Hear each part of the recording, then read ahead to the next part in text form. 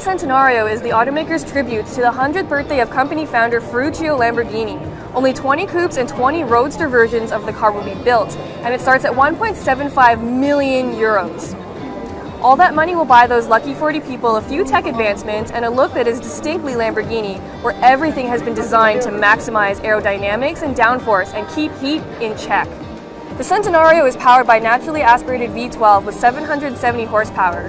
Redline has been increased to 8,600 RPM, and Lamborghini says this makes it the most powerful engine the company has ever made. Built with mostly carbon fiber, the car's dry weight is just over 3,300 pounds.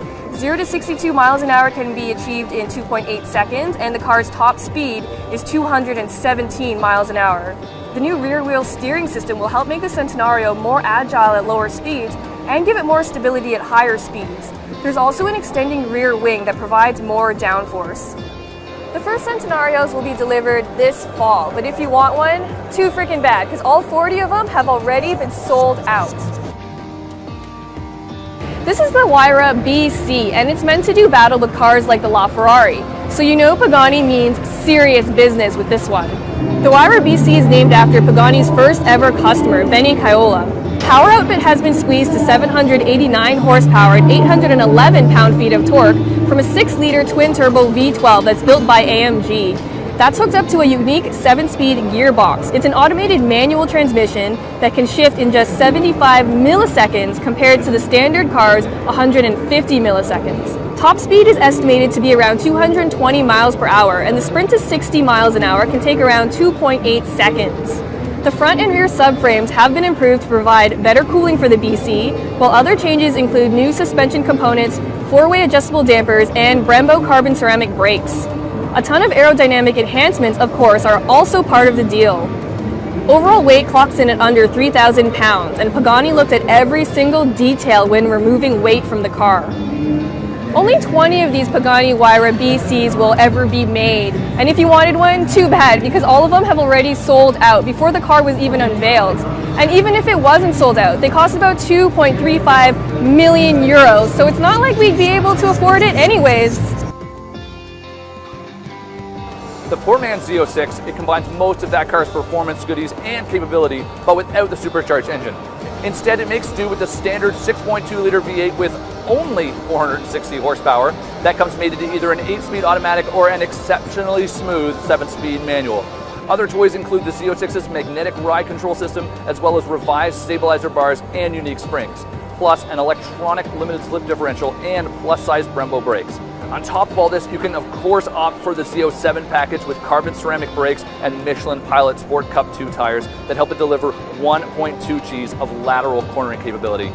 Overall, Chevy says it's a second faster around its test track than the old ZR1. All this, and it looks fantastic too, both inside and out. I mean, just look at that outrageous blue interior. Outside, it's got that Z06 style grille and wider rear fenders. And let's not forget the classic hash marks on the front fenders. Part of the ongoing partnership between Mazda and Fiat, this car takes performance to a new level, or at least it's supposed to, but someone forgot to tell the guys who worked on the engine. Under the hood is a tiny turbocharged 1.4-liter 4-cylinder engine. It's small, but it does make impressive horsepower at 170 horsepower and 184 foot-pounds of torque. The problem is, that's just 10 more than the Fiat version. The good news is, there are rumors the US spec model will get even more. I sure hope so. A bar says it'll do 0 to 62 miles an hour in 6.8 seconds. A 6-speed manual will be offered, as well as the world's coolest sounding automatic transmission, the Sequentiale Sportivo. More than just a silly paint job, it comes with a sport-tuned exhaust and a standard limited slip differential. If you're an Italian car snob, you'll probably care that each one of these vehicles comes certified by an Abarth technician and comes with a special numbered plaque. You'll probably care less about the price, and that's a good thing because I don't know what it is yet, but I can tell you I bet it'll be one expensive Miata. The coupe's new look is highlighted by a long clamshell hood, new LED headlights, and a new take on that signature Aston Martin grille and taillights. The profile is arguably the coupe's best angle, as the gorgeously sloping roofline and exaggerated rear haunches easily makes this the best looking car in the whole lineup. The DB11 is built on a new aluminum architecture that is lighter and stronger. The Grand Tour is powered by a 5.2-liter twin-turbo V12 with stop-start, and the British automaker claims that this is the most efficient DB in its history. Hooked up to an 8-speed automatic transmission, it has 600 horsepower and 516 pound-feet of torque, making the DB11 the most powerful DB ever. It also has a top speed of 200 miles per hour and can sprint to 62 miles an hour in 3.9 seconds. Aston Martin also has plans for a V8-powered DB11 and will likely source that engine from AMG. 3 drive modes will be available: GT, Sport, and Sport Plus, which will change how responsive the car is. Performance is bolstered by torque vectoring by braking and adjustable damping. Inside, the DB11 gets a 12-inch display and some other technology developed with Daimler, like an 8-inch TFT instrument cluster. The setup will be controlled by a dial and an optional touchpad that understands smartphone gestures. A new self-parking feature and a 360-degree camera is also available. The car arrives in the last quarter of 2016. So this DB11 is the most powerful and the most efficient DB that's ever existed, and I'm going to argue that it's also the most sexy. The GTC and the Lusso parts of the name come from historic Ferrari models, while the 4 signifies how it has 4 seats. So the name and increased practicality aren't that sexy, but everything else about the car is still pretty hardcore. Powered by an incredibly rare, naturally aspirated 6.3-liter V12 that revs all the way to 8,000 RPM, the GTC4 Lusso puts out 680 horsepower and 514 pound-feet of torque. 80% of that torque is accessible at a low 1750 RPM. This makes it more powerful than the FF it replaces, but Ferrari also says that it's 30% more efficient. The hatch does the sprint to 62 miles an hour in 3.4 seconds, and top speed is rated at 208 miles an hour. Besides the FF it replaces and the LaFerrari, this is the 3rd Ferrari to use all-wheel drive. The Grand Tourer also uses rear-wheel steering, which makes it more agile at lower speeds while increasing stability and responsiveness at higher speeds. The production version of the Regera concept unveiled last year. It's the latest offering from the Swedish boutique exotic car maker, pairing an 1100 horsepower 5-liter twin-turbo V8 with 3 electric motors. That'll send this Swedish rocket to 100 kilometers an hour or 62 miles per hour in just 2.8 seconds, 124 miles an hour in 6.6 seconds, and 186 miles an hour in 10.9 seconds. And it'll take roughly 20 seconds to reach its top speed of 255 miles an hour. And did I mention it looks just outrageous?